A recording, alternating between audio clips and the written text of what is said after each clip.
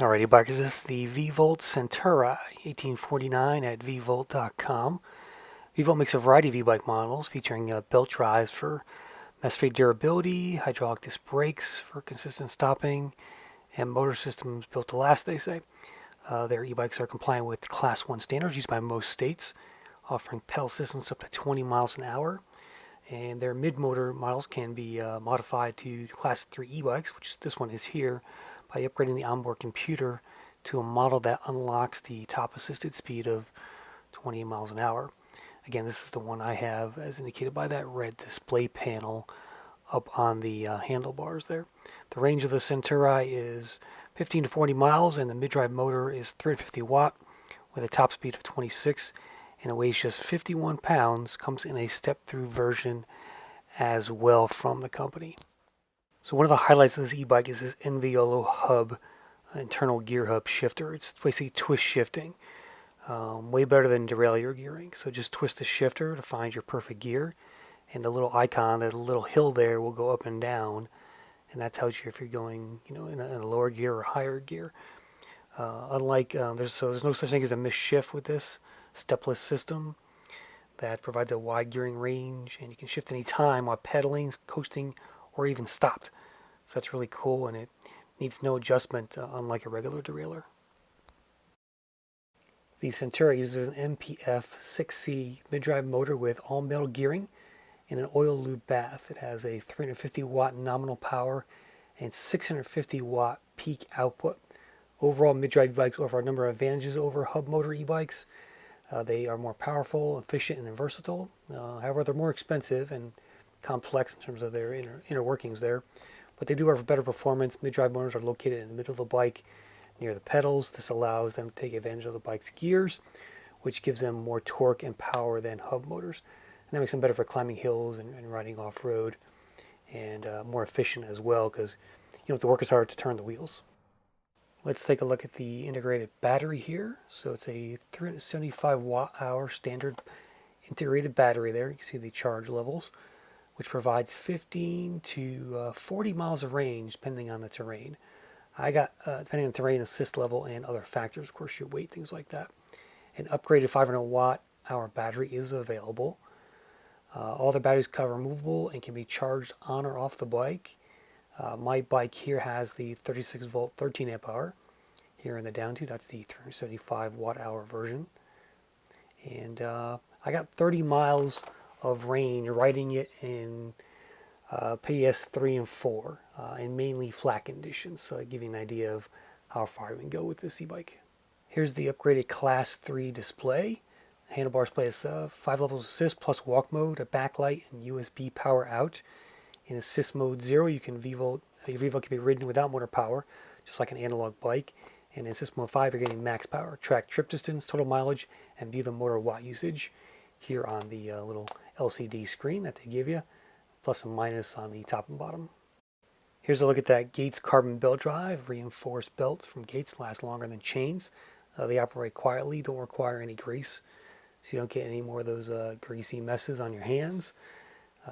These things, I've never seen one fall off on the. I've had 3 or 4 of these e-bikes in the house, but just maintenance-free operating there, and love how it's just mated with that ENVIOLO internal gear shifter, and just a really smooth gearing experience. And finally, let's talk about brakes and tires. We have 27 by 5 by 45 millimeter tires. These are Kendas with smooth tread for fast rolling on pavement, wide enough to tame bumps, it says, and offer increased tracking on gravel or hard packed dirt. The brakes are hydraulics paired with 160 millimeter rotors to provide ample stopping power.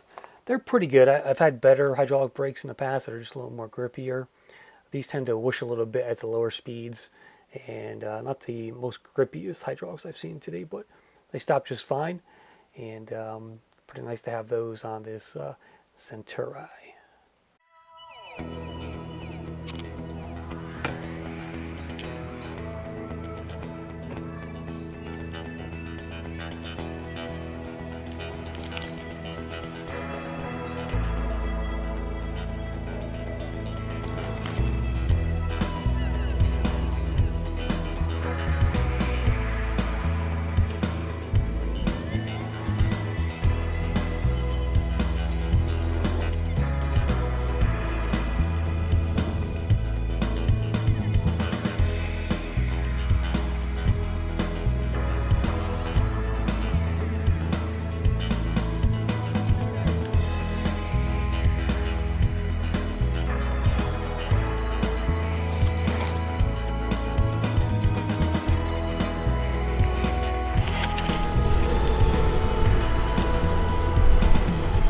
What's up, e-bikers?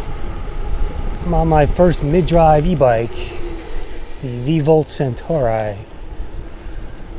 Time to do a road test. So, got this e-bike last week sometime. Been playing with it, studying it, because it's a little bit different than what I'm used to. Up till now, I've had rear hub only motors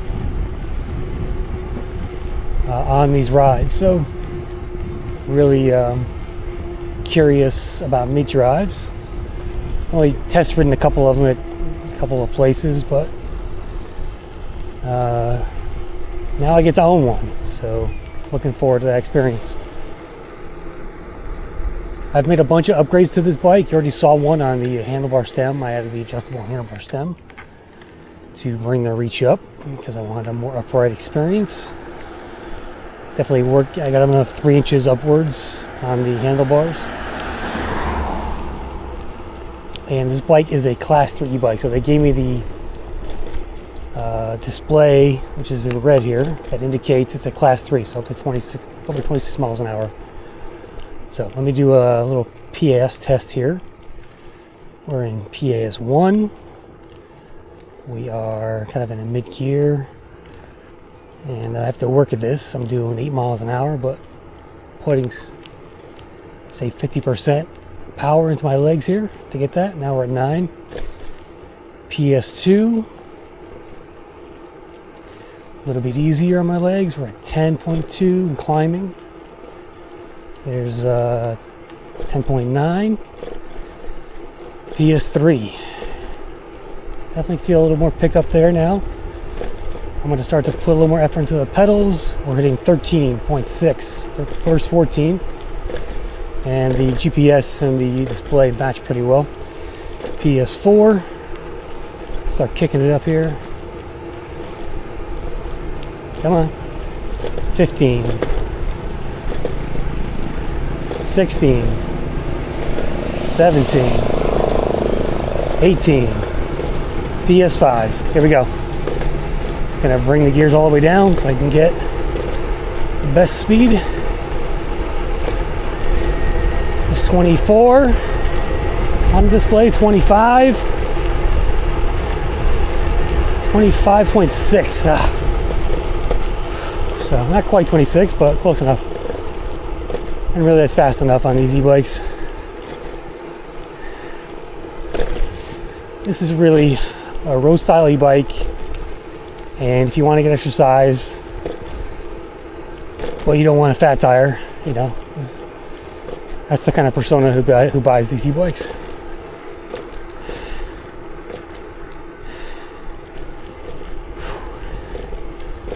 Really enjoying the shifter here. I mean, it's so cool.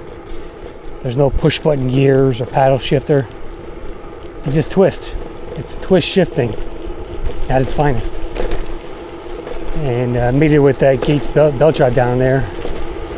Great combination. No shocks, of course, but I did put a suspension seatbelts down. I'll show you that later.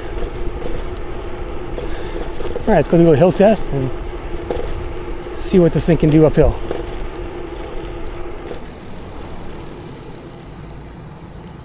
All right, here's my hill test. I'm going to bring the gears all the way up as far as they can go. Yeah, 8 miles an hour. Down to 7. I can feel that motor working. It's a very quiet motor. I think most mid-drives are pretty quiet. Doing 8 miles an hour still. Pretty easy pedaling. Very steady here around 8.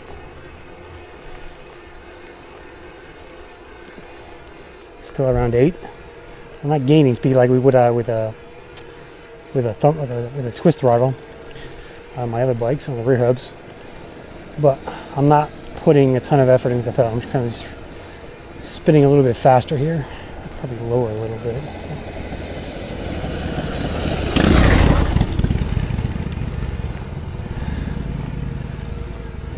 Doing 9 miles an hour. Back to 8, so pretty steady, 8-9 miles an hour. Not the steepest part yet though. That's coming up.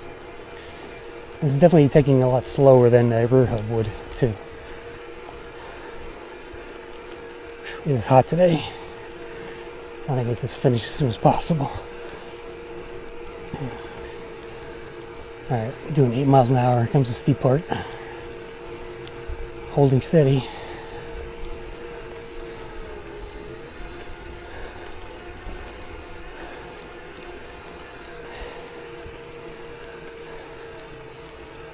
And we touched 7.4, 7.3 on the display. So, there you go. And we've crested the hill. 7.3 miles an hour was the minimum speed up there. I only had to start to work there towards that last end there, on the steeper part of the hill. Alright, let's go do a downhill run and we'll test the brakes out.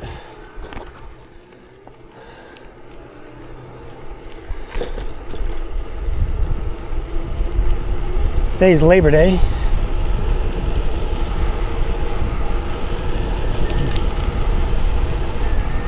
And we're getting a heat wave here in the New England area this week. So, but I'm glad because I'm not ready for summer to be over. So here we go. 26. 28. Tap the brakes a bit. We're at 30 already. 32. Cruising.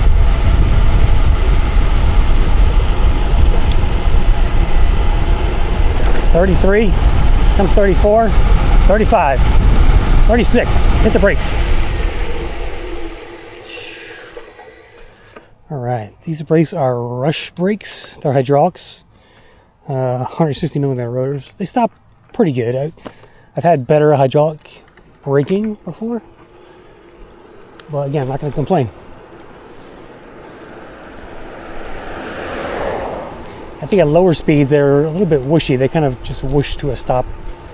They're not as grippy as I might like at low speeds. Well, let's go wrap this up and we'll go over the upgrades I made to kind of spec out the bike for a nice, weekend road warrior fun use case. That's really what this bike is about. Range-wise, they say 15 to 40 miles. It seems about accurate. I did 30 miles doing PS 3 and 4. And I was averaging 11, 12 miles an hour, mostly. So I got 30 miles before I ran it down to 0 battery. I still had a little bit of power, but I stopped it at 30. So I would say if you did it at PS5 the whole time, you're gonna get like 15, 20 if you're on flat ground maybe. But this is more like I tried to do it mostly on flat ground, but inclines here and there and things like that, so.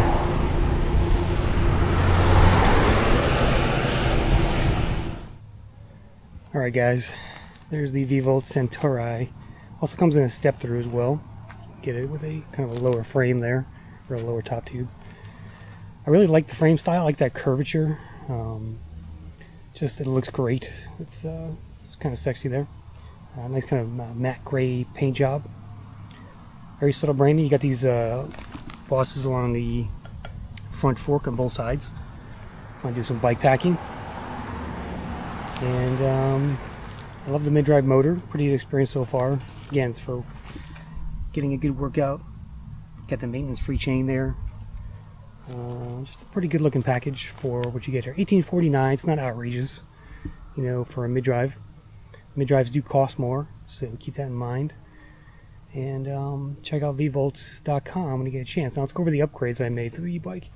So you can see down here you got the water bottle holder. There's bosses there for that. I added this waterproof triangle bag on the front. I could have put it back here, but then it would have been in the way of the water bottle. I've got a suspension seat post, Suntour, for that suspension when riding, and this Respiro kind of a seat here, gel seat. It's got a little mesh in the middle there for airflow. The Vvolt does send you a rear USB light and also a front USB light right here. So it's got the double lenses there in the front. It's very bright. They both blink and flash and stuff like that. What else? Oh, the half-D mirror on the left side. Of course, everybody needs a mirror. And the Gub phone mount right here, holding my iPhone. Fits perfectly right in the middle there. And if you have a left-sided display like I do, a Gub mount is perfect for these kind of front areas on the handlebars there. So, and again, there's the adjustable stem I added to bring up the handlebars. Before they were over here, now they're up here. So throw a comment there and let me know what you think about this Centauri. And if you're a roadie biker, I think you'll like it a lot. Planning on probably replace my Velotric with this one since it's a mid-drive.